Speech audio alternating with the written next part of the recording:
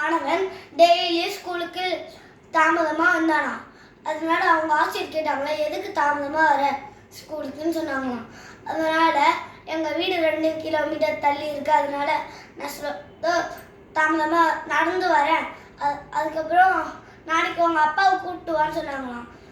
அவங்க அப்பா சொன்னாங்களாம், எங்கள் ஊரில் பேருந்து இருக்க வசதி இல்லை, அதனால அவன் நடந்து வரான்னு சொன்னாங்களாம்.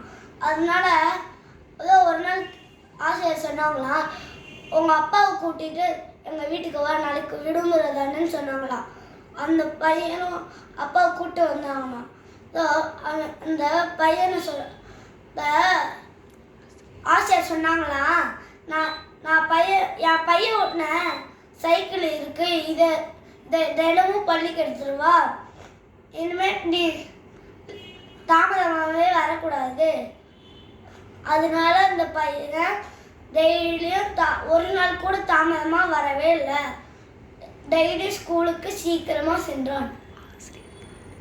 ஆசிரியர் மகிழ்ச்சி அடைந்தார்.